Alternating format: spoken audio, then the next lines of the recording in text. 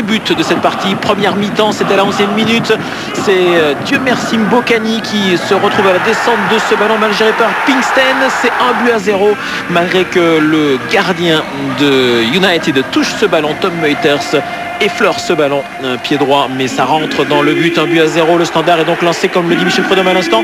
On avait bien débuté cette rencontre côté rouge et blanc. Bon rythme, voilà. Ouais, la deuxième mi-temps, évidemment, avec Overpelt Lommel à l'attaque. Occasion ici pour Jochen Janssen qui se retourne un petit peu chanceusement.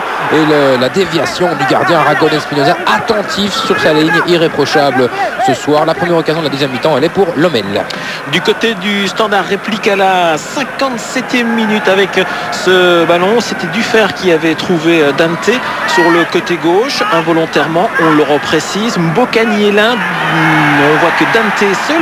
Son ballon un petit peu trop en retrait pour De Camargo. Et c'est le tir de Dufer qui meurt dans le plafond du but de Meuters à ce moment du match à la 57e. Tout est déjà pratiquement clôturé. C'est 2-0. Superbe but. C'est son premier pour le Standard en match officiel de Grégory Dufer. Ouais, tout clôturé parce que Lommel n'a pas profité de cette occasion en or. Occasion 3 étoiles pour le Brésilien Marcos Pereira. Regardez au petit rectangle et il met au-dessus et au départ de cette action, l'hésitation coupable de Niewou qui a tergiversé là devant son rectangle et puis le tir au-dessus de Pereira à la 59e. Et puis on se retrouve à la 62e avec ce mouvement Dufer Mbokani. L'accrochage de Pinkston, il est en retard. La vivacité de Mbokani, on la constate, on l'apprécie une nouvelle fois sur cette action.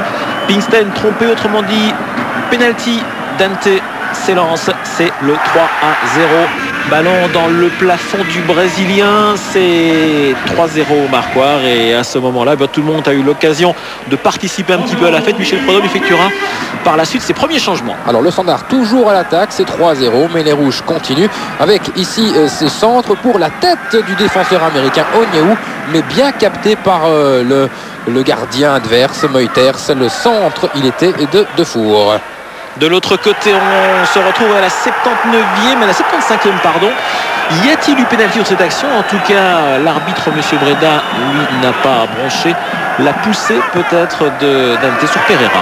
Et regardez, ça combine bien, ça joue vite, Standard, et puis le tir en drop quasiment de Steven Defour. Ça passe juste un peu au-dessus. Regardez le ballon du fer, Mbokani, et puis Defour, ça va vite. Et c'est presque but. Quelques instants plus tard, 82e, c'est le Brésilien Marcos qui sera à la descente du ballon. Son tir, très puissant. Vous l'avez entendu, effleure. C'est transversal. Ça passe au-dessus. Et puis la dernière possibilité de cette rencontre, remportée par le Standard.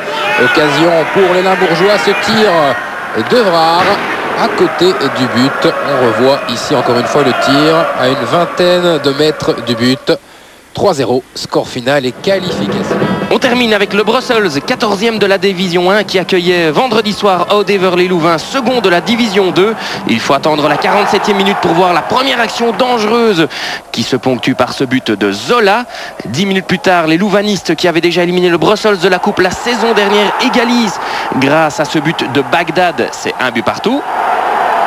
Louvain prend l'avantage sur un FC Brussels amorphe dans cette rencontre. La défense bruxelloise laisse Reutings libre de tout marquage. C'est 1-2. Zola Moutoumona remet le Brussels dans la course à la qualification à la 75e minute. Sa frappe du gauche ne laisse aucune chance à Boyenne, 2-2. Et c'est durant les prolongations que le nom du vainqueur est connu. Oud-Heverlee-Louvain s'impose finalement 2-3 grâce à Reutings à nouveau. Cordier battu ne peut rien faire. Louvain se qualifie une nouvelle fois au détriment du Brussels qui sombre un peu plus dans la crise.